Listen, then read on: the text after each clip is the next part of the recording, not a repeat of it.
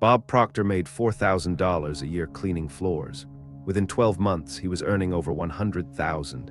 Nothing changed in the economy. Nothing changed in his education. Nothing changed in his connections. The only thing that changed was what he believed he was worth. Your income is a physical expression of your self-image. That is the single most dangerous sentence in the history of wealth education. Because if it is true, and Proctor spent 60 years proving it was, then every financial struggle you have ever experienced was not caused by your boss, your industry, or your lack of opportunities. It was caused by you, and not the conscious you, not the version of you that wants the mansion and the freedom. The other you, the one running silently beneath every decision you make, your subconscious mind. If you can hold it in your head, you can hold it in your hand. In the next few minutes, you are going to understand the one lesson Proctor considered his greatest. The lesson that took a janitor and turned him into a multimillionaire. And more importantly, why that same lesson has been keeping you broke. The hidden thermostat. Imagine walking into a room where the thermostat is set to 68 degrees. You open the window, cold air rushes in. The temperature drops. But what happens next? The heating system kicks in and brings it right back to 68. You did not change the setting. You only disrupted the environment temporarily. Your self-image works exactly like that thermostat. Bob Proctor taught this analogy for decades because it explains why people who win the lottery go broke within 5 years. It explains why people who lose everything somehow rebuild to the same level they had before. Your subconscious mind has a financial set point. And no matter what happens externally, it will drag you back to that number. Set point controls income. Think about your own life. Have you ever gotten a raise only to find yourself just as broke 3 months later? Have you ever saved a large sum of money only to watch it disappear into unexpected expenses? That is not bad luck. That is your thermostat doing its job. Proctor understood something most people refuse to accept.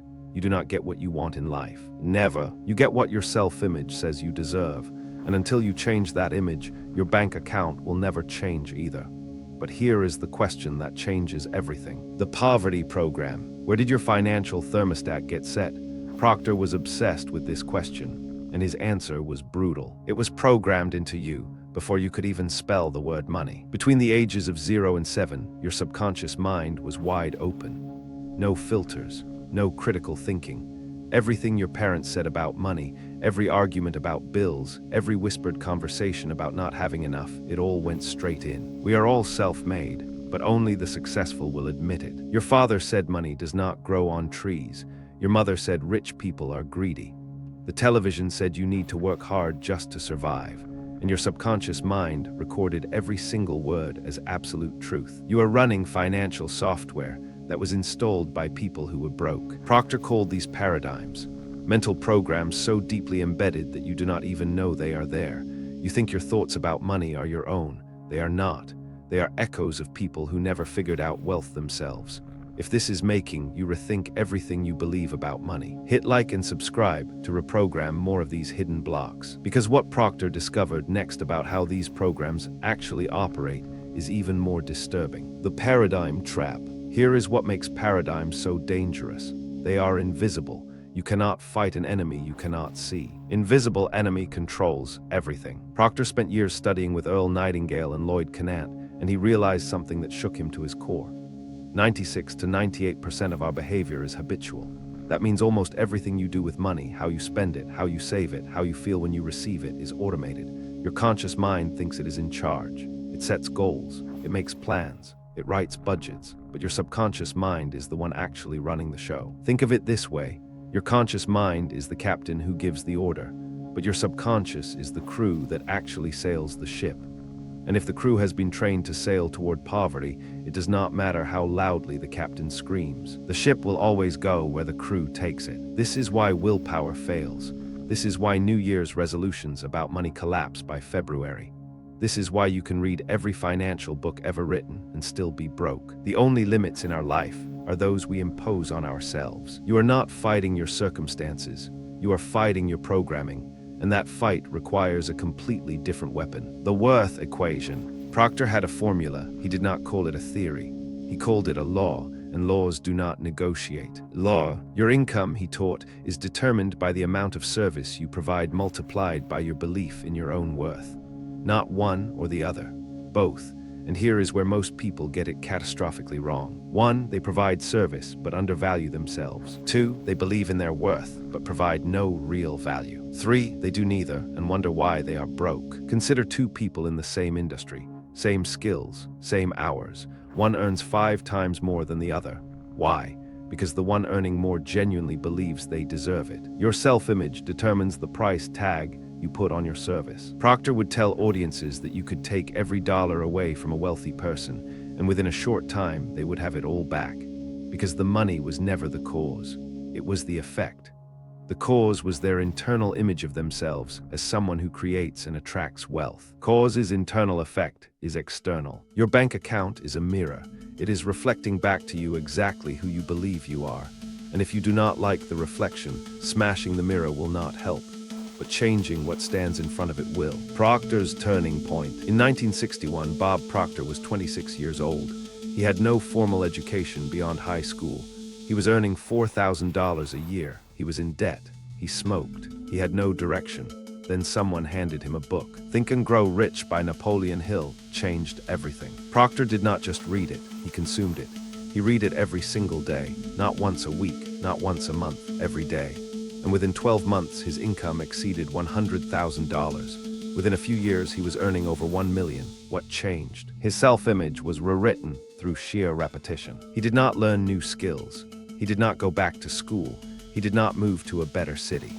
He fed his subconscious mind a new image of who he was, over and over and over, until the old programming could not compete anymore. Repetition of the same thought or physical action develops into a habit, which, repeated frequently enough, becomes an automatic reflex. He proved that a janitor could become a millionaire by changing nothing but his mind. That is not motivation, that is evidence, and the method he used is available to anyone willing to apply it. The question is whether you understand what repetition actually does to the brain. Repetition rewires. Modern neuroscience has confirmed what Proctor taught for decades.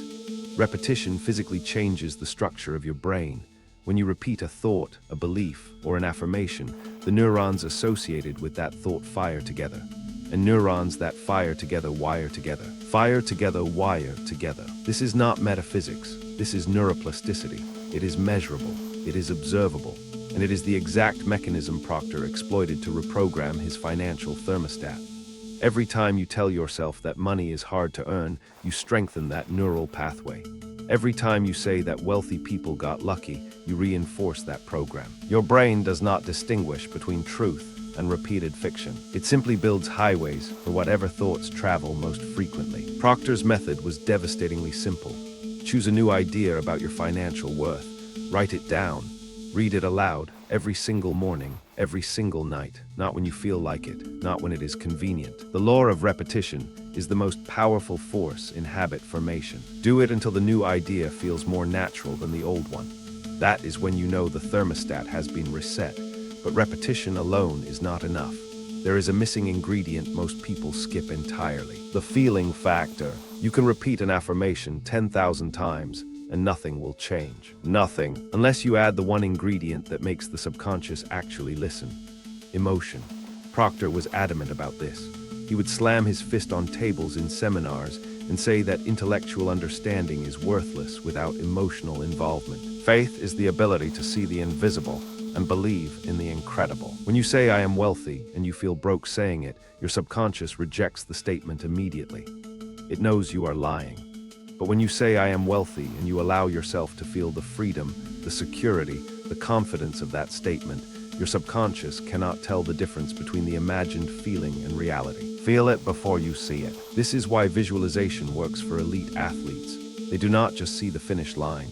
They feel their legs burning. They feel the crowd. They feel the metal around their neck. The subconscious mind responds to emotion, not logic. Proctor taught that you must get emotionally involved with your new self-image, not intellectually, emotionally.